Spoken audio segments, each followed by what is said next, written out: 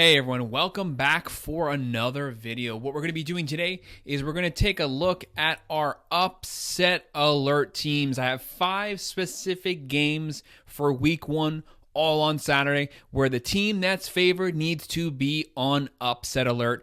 Go ahead, hit that like button and subscribe. If you have any comments about any of these games, drop them below, hit the like button, and I will make sure to respond. So as I mentioned, this is our upset alert predictions video. 5 specific games. Week 1 is finally here. We're so glad to have college football back. If you want to look at my complete predictions video, look below, and you can find that where we go over every single game, the money lines, the spreads, and the over-unders. But the very first game where I think the favored team should be on upset alert, this should come as no surprise to anyone, 12 p.m. on ABC, number 14 Clemson versus number 1 Georgia Bulldogs in Atlanta. Georgia 13.5-point favorites here.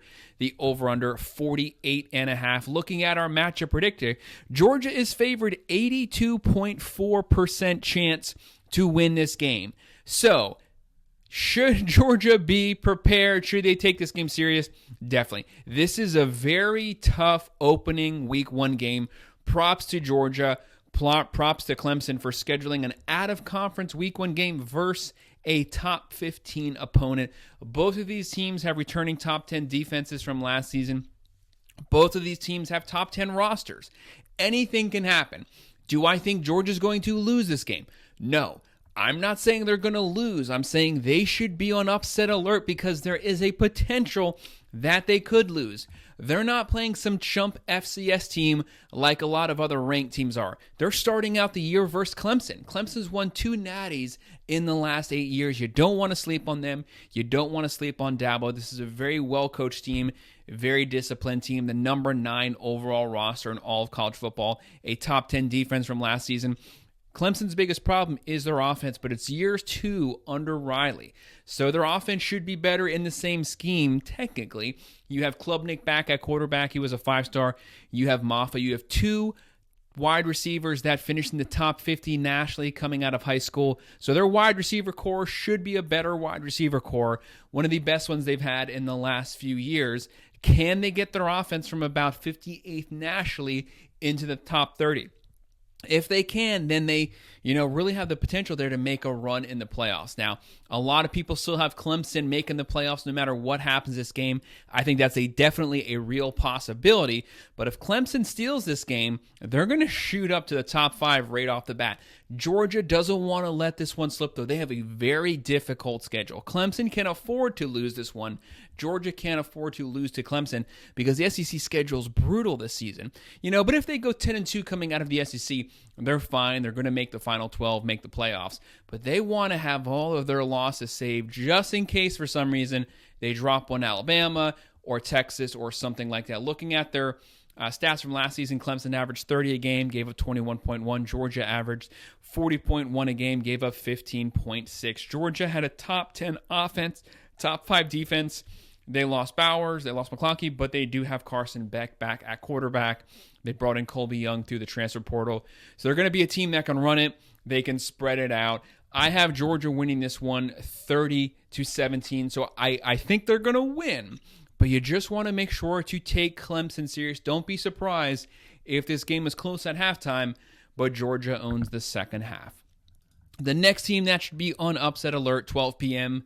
on Fox, is number 8 Penn State visiting unranked West Virginia. Penn State, 8-point favorites here.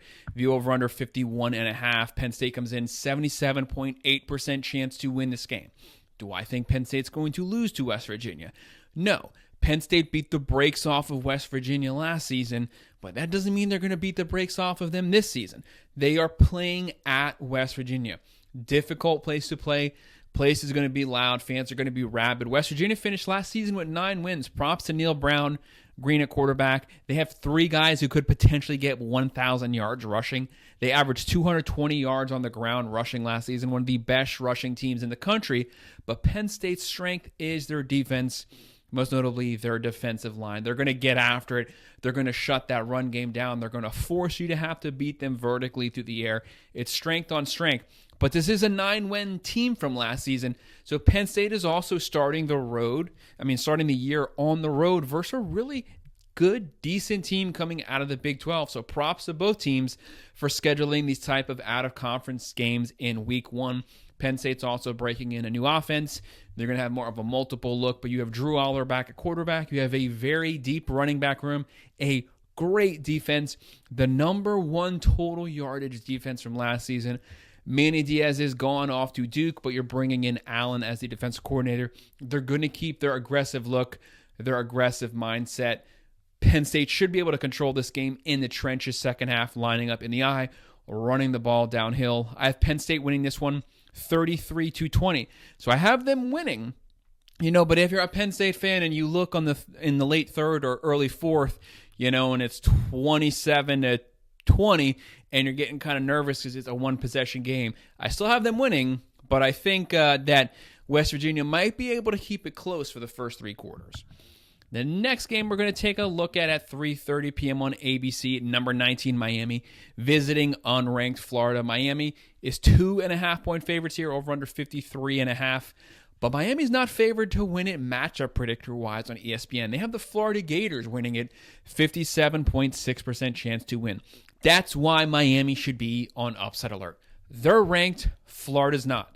Vegas has them to win. They don't have Florida to win, but yet everyone thinks matchup predictor-wise, Florida's going to win this game. So Miami definitely needs to take this serious. They're on the road, in-state rival, Week 1, going to the Swamp. It's going to be sold out.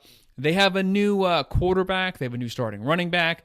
Obviously, Mario Cristobal has a very talented team, number 10 nationally, according to ESPN in blue chip rankings for 4- and 5-star players. They have Cameron Ward coming over from Washington State, the number 1 transfer portal quarterback. They have Damian Martinez coming over from Oregon State, number 1 transfer portal running back. Brown from Houston, top 3 transfer portal wide receiver.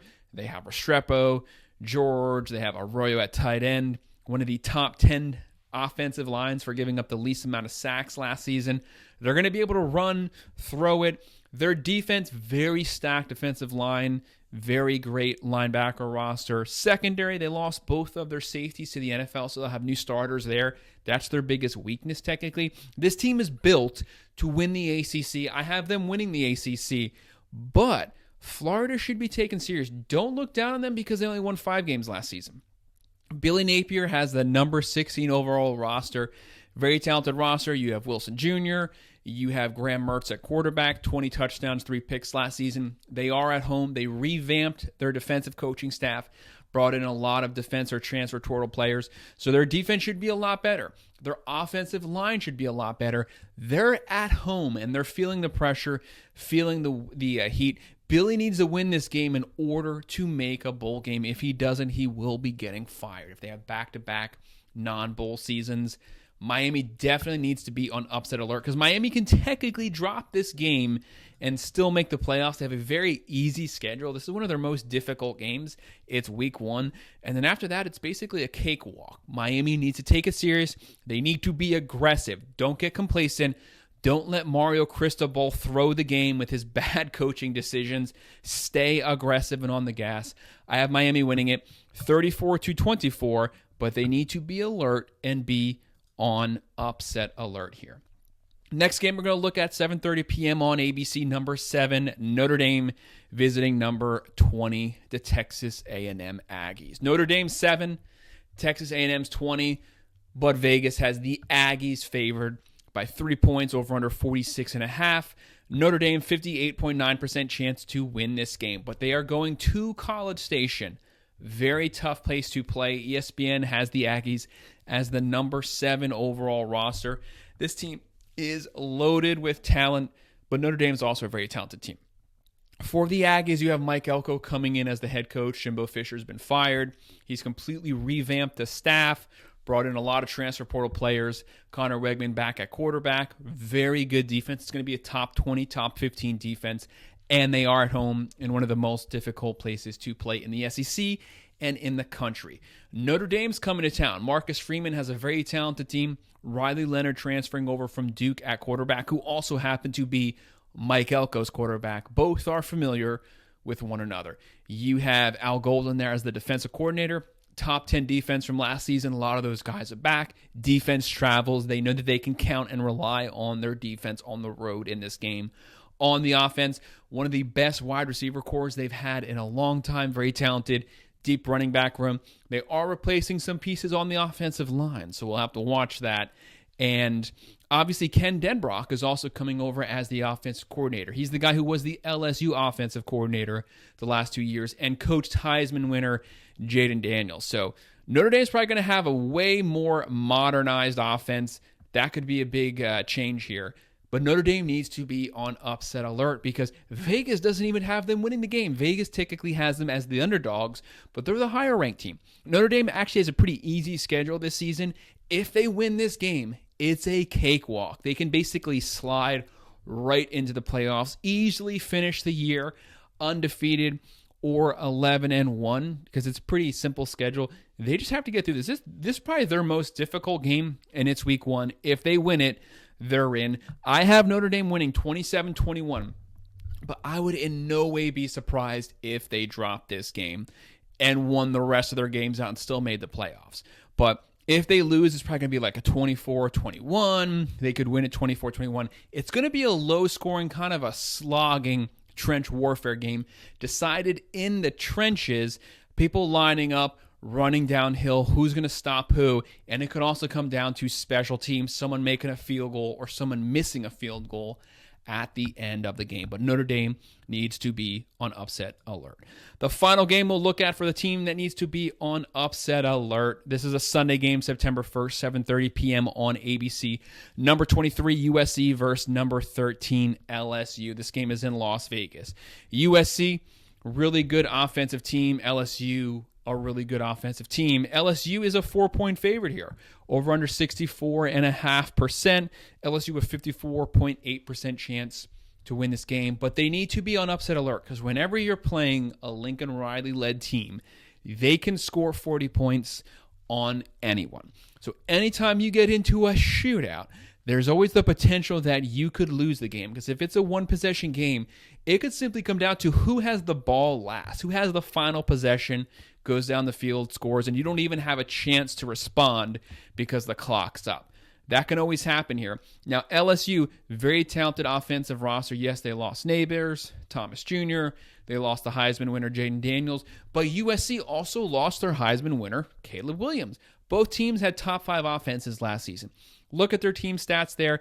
They were lighting it up. But look at their defensive stats. They were both god-awful. Both teams could score on anyone, but anybody could score on them as well. Every single game was a shootout. They were either beating someone 45-40 or they were losing 45-40 every single week. But both teams fired their defensive coordinators, and they have fresh blood in there.